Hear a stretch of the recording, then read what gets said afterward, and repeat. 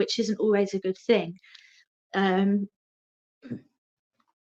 So yeah, I contacted her and she told me all of this, and she'd had to have injunctions put out on him and that. Oh, and this is another thing. At one point, I rang the police when he was harassing me, and he'd been coming to my door and spitting in my face, and neighbours had seen. And this police officer, I kid you not, two men came round and they were really rude to me, didn't want to listen. One of them was staring off into space. And then I rang up another time, reported it, and this woman, police officer, laughed at me down the phone when I said he's been spitting in my face again. They went, "What do you want us to do about it? Arrest him?"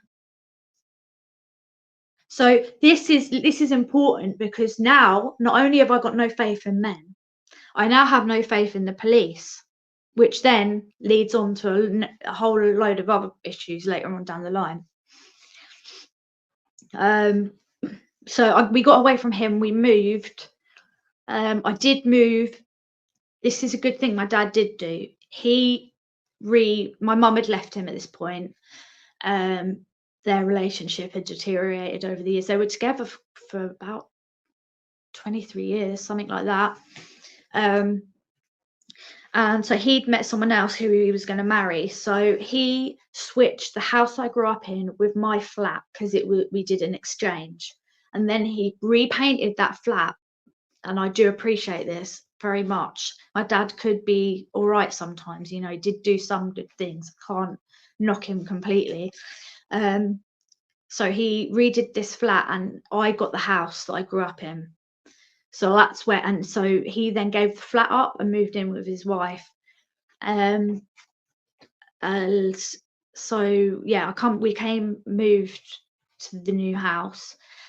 And it was such a relief not having to worry all the time that he was going to be outside, because I used to sometimes not be able to go out the house because he was there. Oh yeah, and he did this really creepy thing. It's not even funny, but he would ring my phone and I would be like, oh, what's he doing? And I looked up once, and I was in a second floor flat, and we had these big windows. They were like, they went to the floor. That's how. And I've looked, and as I've looked up, it was like something out of a film. He was standing there in the rain, ringing me, and I was like, so I was in constant. Although I was pretty tough, I was in fear because I never knew what was coming next. So obviously I shut the curtains, and then I never wanted the curtains open. It was just. So anyway, we moved, and another thing. So at this point, I've got the 3 children, and I started to get very unwell. I would have these manic episodes, and I would be cleaning everything, talking really fast. I'd make out 100 business plans, write them all down, but never do any of them. I would ring up people and say the same things over and over again. And that's when I started going to psychiatrists, and they're like, right, you've got bipolar disorder. And then my moods would dip so low, I would literally not want to be here anymore. It's got that bad. So they put me on mood stabilizer. It took them a while to get the right like dosage and stuff. So it wasn't like that was it. It went on, and obviously I'm looking after little children on my own, which was hard, very hard.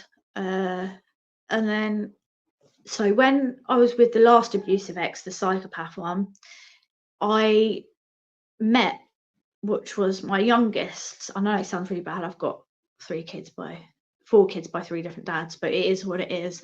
I just wanted someone to love me. So that's why I would meet these people and then get used. But I'm glad, because I've got my children. Like, that's what I said, I would never go back. The only thing is, I would go back and never let my other kids go around to this man's house. But if I hadn't met him, I wouldn't have my other child.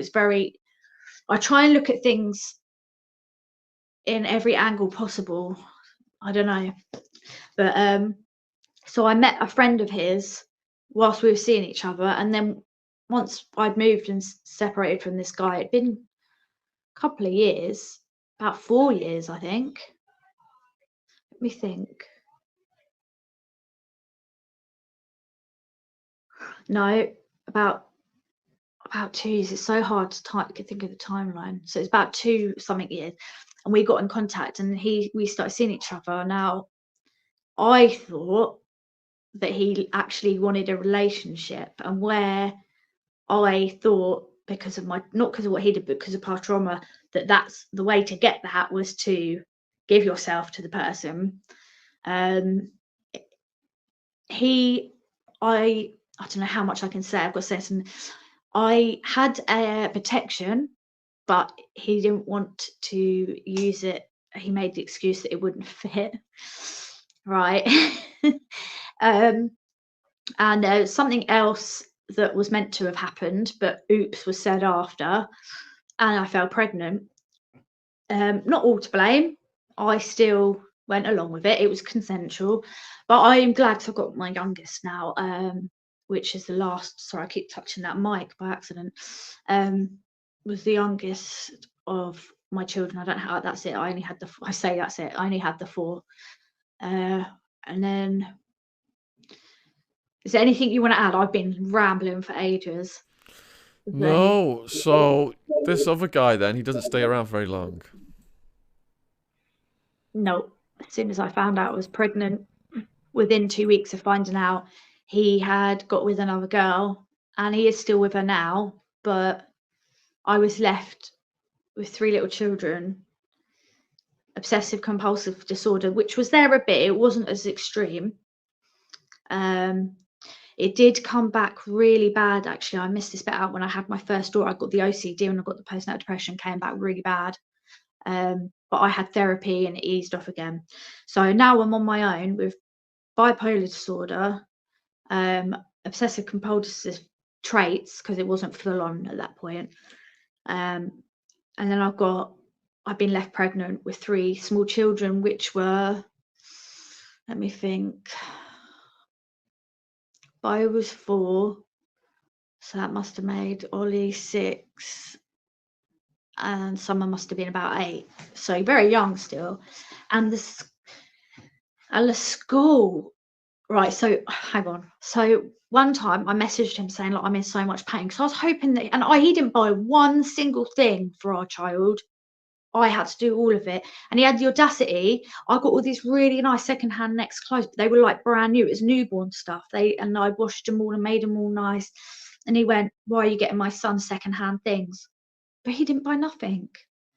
Luckily, my nan had helped me, and my mum. And then one day I was like messaging him. I was like, I'm in a lot of pain. And he went, what do you want me to do? Come and rub your back. I said, well, you didn't mind me rubbing your, did you? So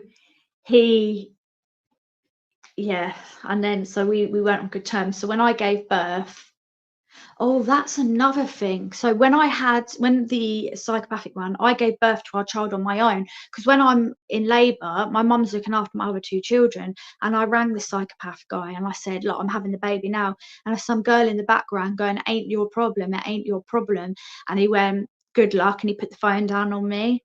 So I gave birth on my own with just a nurse that I'd just met. Anyway, so fast forward, I'd already been through giving birth on my own before. There was an incident that my childcare fell through. Something went on in the family, and the childcare of my 3 other kids fell through. So my mum, instead of being able to take me to the hospital and stay, she had to drop me off and then look after my middle child. The older 2 were at their dad's. So I gave birth on my own again, and I was so upset because a few days before I gave birth, he had rang me up and asked for a DNA test for our child. And I can understand now, but at the same time I was like, you're calling me a liar and an S word, because I hadn't been near no one else. I knew I hadn't, and there was no reason for him to think that. I was madly in love with him. Well, I used to fall in love very easily. I'm not like that now, but I was just so desperate to be loved. That's what it was.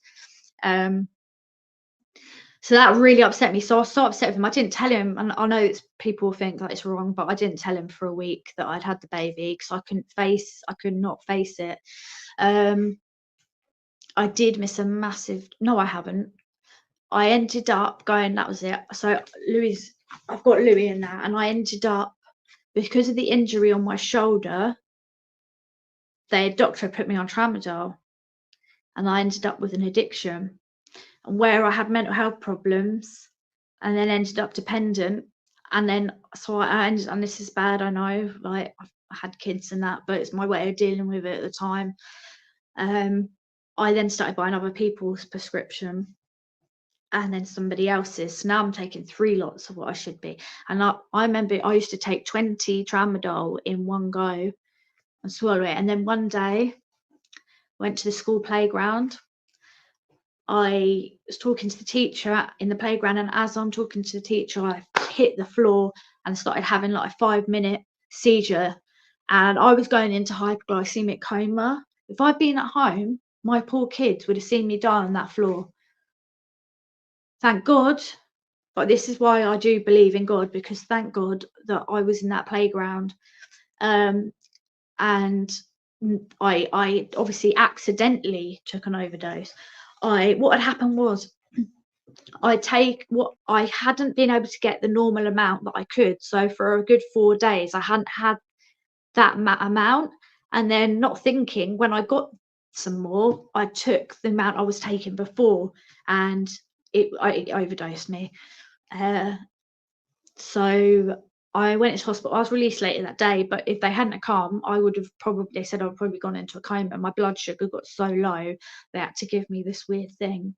Because when I come round in the ambulance, they were going, "Do you know where you are?" And it's so weird. When you have a seizure, you lose your memory. I thought I was 16 again at school. It was so bizarre. I've missed so many things out, but it doesn't matter. So you end up losing your kids? Oh, that comes later on. So I come out of the hospital and that, and I managed to wean down the medication, and I'm only taking the amount I'm supposed to have, but I haven't been able to come off it properly. And I went to the doctors and discussed the situation, because I was so worried that I was going to end up to get tempted and take more. They put me on what they give heroin addicts, which is called Suboxone. Which was just bad in itself, only because it's so hard to come off of. So I was on that, and so at least then I knew I wasn't going to get tempted, because it's got a blocker in it. So if I'd gone and taken stuff, it wouldn't have done anything anyway. So it served a purpose, and it was right thing to do at that time. So yeah, I'm struggling now with 4 little children, mental health problems, some undiagnosed still. And the school were giving me such a hard time. I remember being so miserable, I thought about chucking myself out the window at the top of from upstairs. The kids, right, one of my children, and it could be partly because of what happened to him, and I love him to death. He was like a mini abusive husband. He has ADHD, and I didn't know he'd have outbursts of anger. He would smash up the house. He would scream. He would hit the others. I remember trying to bear hug him to restrain him. It was awful. And so I got desperate, and my youngest is getting frightened. So I said to his dad, "Can you have him for a few weeks?" And he had him for a few weeks. And obviously I saw him and that, but it ended up him having to stay there, which was the hardest thing I've made, a decision I made, but I had to do it because he was frightened, and I knew because he was young, it wasn't going to be too much of a transition. Whereas if I'd sent my other son, it was going to cause him, and I had the guilt of what had happened. So anyway, that's the decision I made at the time. I've still got parental rights. I didn't lose custody or anything. He's just living with his dad, and I see him. At the moment, they're only allowing me to see him once a month for a weekend, but you know, it is what it is. Anyway, so I'm struggling, and I remember this one day in particular, and this went on for like years. I was struggling, and it was ice cold. So you know, I don't know. Well, you're going to find out when it's icy and you're trying to push a pushchair. It's like, and it's really hard to get through all the sludge. And the minibus used to come and pick 2 of my kids up from the corner. I say the corner, it was like down the road and at a bus stop. But my son with the ADHD would keep the others up. So they'd fall asleep. He'd scream his head off and not go to bed. They would wake up and he'd fall asleep. So I'm sleep deprived, and extremely depressed. And I've got I got diagnosed with fibromyalgia. So I'm waking up, and when I wake up, I can't move my joints. Like sometimes it takes ages to be able to move. And I remember waking up and I'm all seized up and I'm struggling. And at this point, my youngest hadn't gone to live with his dad, so they're so tired, the kids, that they're screaming and kicking and not putting their school clothes on and not eating their breakfast, and things are getting chucked, and and I'm having to feed the baby with a bottle. Managed to get him in his little snowsuit, put him in his pram, and then I managed to get the kids ready, but we're running late. So I've gone up the road in the minibus. This woman didn't like me. I don't know why. She just took a disliking to me. She's seen us running up the road, well, trying to run up the road with the pushchair, and she's just wait till we got nearly to the top, and she drove off. And I've got no car. So now I've got to get so I've got my two eldest that had to go to that school because it was further away. And then the other one that's in infant school, I've got to walk all the way up down the road and up this big hill, which is a half an hour walk in itself. So I'm now trying to get him to school, and I'm getting hit, screamed at, clothes being pulled, buggies being pulled. Managed to get him up there, and I feel like crying. I can't cope with any more of it. It was misery. And I love my kids. I'm not saying I don't, but it was extremely difficult. I can't emphasize on how hard it was. I think somebody who didn't even have mental health problems would have found it extremely difficult. So I've gone into the school and I said, I'm so sorry. I didn't want to say too much because I didn't want them to think I wasn't coping, because I was scared of the social services getting involved. And I said, look, I'm really struggling. I've got fibromyalgia and it's really hard for me to get the kids up, and I missed the minibus. And they were really harsh to me. They had no understanding. They was extremely difficult about the situation, and they made me feel like a piece of rubbish. I just felt, it's just horrible. And they started getting hold of social services because I was late. They were threatening me with fines and SBAS, and people would get involved when your kid's not at school. It wasn't like I wasn't bringing him. Anyway, so that's shortly after is when my youngest went to his dad, because I just couldn't do nothing anymore. I was struggling so bad. And then so the house started getting a mess. And I'm just going to say it how it is. The kids always had clean clothes and they were fed, but the house was becoming cluttered and untidy, and I was really struggling. This is disgusting, but I'm just going to say the truth. Sometimes I wouldn't have a shower in months because my depression had got to the point where I just couldn't function anymore. And I said to my mum at this point, and this came back to haunt me, I would rather be in prison than have to live like this. Be careful what you wish for. But I will say prison was easier than living like that. Prison to me was easier than struggling in that desperate situation. So then I met my latest abusive boyfriend, who I would 100%, he is a narcissist. And there's different types of narcissists, and I think he's what they call a vulnerable narcissist.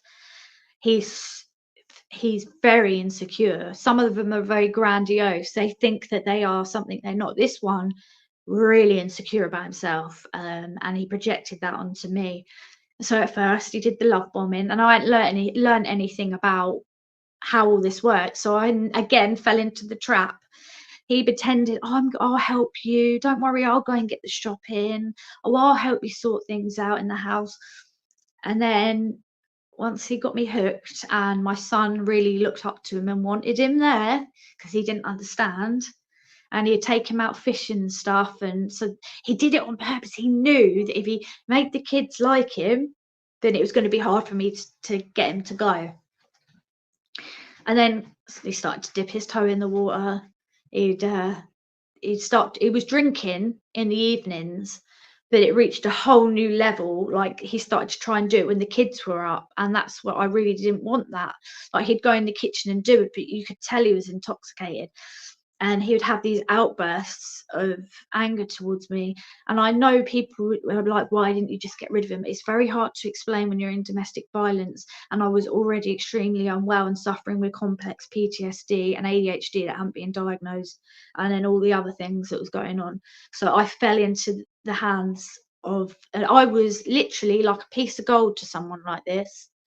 Like that to them was like brilliant. Like that's exactly the sort of person they go for, someone who's in mental health, vulnerable. It can happen to anyone though, but I was definitely an easy target. So yeah, he started to get aggressive. It was mainly mental abuse at this point. It was really all the mental stuff. And in the end, before I go on to the next bit, is there anything you wanted to ask me about any of it? No, just keep going. That's great.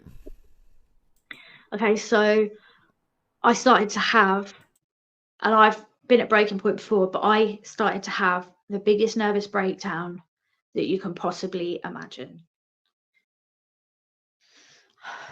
And little did I know the next few years were going to be, the hardest few years of my life. I couldn't get out of bed at this point. My mum was having to come and help with the kids.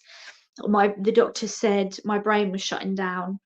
Narcissists actually cause brain damage. They cause memory loss. I was confused. I was gaslit, which gaslighting, people don't know, is they'll do something, for example, and I will be like, well, like trying to explain, like, you've done that, and they'll tell me they never did it, and it's like, and they confuse you. You're completely confused. So I couldn't get out of bed anymore. The school had called the social services because he turned up smelling of alcohol. He promised me he hadn't been drinking that morning, but I was at mine and he lived near the school, and I was trying to get my other child from school, so he picked one of them up, and they smelled alcohol on him. And obviously, quite rightly, they rang the social services. And to be honest, they needed to be involved at this point because I was unable to cope anymore. I couldn't. I'd given everything I had. And that's when they started to get involved. But unfortunately, they don't really help. They just observe. So that nothing was really getting done to help. But I was denying any abuse was going on. No abuse, because he'd also convinced me that he wasn't doing anything wrong and it was me. And he used to play on, like, he would make me feel guilty. He would cry, oh, I was abused. So he played on guilt. And because of my experience with the police before and things to do with when I was younger that I haven't even mentioned, I had no faith in them anymore. So not only did I feel guilty for this man because he would cry and do all these other things, manipulation tactics, I was then had no faith in the police. I thought they were going to laugh at me, not believe me. So I never went to the police, which ended up being a big mistake. In the end, inevitably, my eldest two went to live with my ex-husband. My ex-husband did have his kids at the weekend through all this, by the way. He wasn't just completely not bothering. But I was still overwhelmed. I still had two other kids on the day, so I never got a day off. And then my youngest, unfortunately, went into foster care. But there is good news at the end, so I'll say that for later. Where did I get to? My mind's gone blank. So you've lost your kids, you were unwell, and then you end up in a rehab. Oh yeah. Okay, so once the kids went, the abuse started to get violent, and I've actually got a video of him doing this, and he didn't know I was recording him. And I'm glad I got that video because I showed that to certain people I needed, authorities that when not the police but probation and social services in the future, so they could see what I was going through, and like, because you can't imagine how bad it is till you see it. And that was just a small, like, 5-minute video, but you got a glimpse. So yeah, I've lost the kid. I've lost my whole world. I've got nothing to live for in my mind. I have nothing left to live for. I had my house, but that was all that I had. And this, so I couldn't get out of bed. I couldn't get washed, and this is when I started to not be able to eat. And people, People think you can't live without food. I didn't eat for over 2 months, about 2.5 months. I didn't eat a single thing. And if I did try, I would vomit straight away. It was, I went, and I'm big now, but I went from a size 14 at the time down to a size 6 in 8 weeks. All I was living off was Coca-Cola. That was it. And I was really bad. He'd got me, I made the choice, he didn't force it on me, but I had got on smoking green, and a lot of it at this point. I wasn't drinking. And because I wasn't drinking, I managed to hold my temper in. But at this point, the most dangerous person is somebody who has nothing left to lose. And I'm sure, like in prison as well, you've probably seen this. The most dangerous prisoners are the ones that aren't getting out because they've got nothing left to lose. So they don't care if they bump someone off because they're not going to get anything else for it. So I had nothing left to lose at this point. In my head, I had nothing left to lose. My mum was trying to help, but it's just a desperate situation. So all the services that were involved with me, because there was other things, like I was involved with a place called CGL that try and help people with addiction. I was with a team called Swift, which were absolutely brilliant. They've all been great, who help with addiction. And they knew I was being abused without me saying it. I could deny it till the cows come home. They could see all the warning signs. And they were like, do you want to go to rehab? And the main reason they were sending me there was to get me away from the abuser. I think because at this point I still had a chance of getting my child out of foster care. I went to rehab. Hope you're enjoying our podcast. Here's a word from a sponsor, Atlas VPN.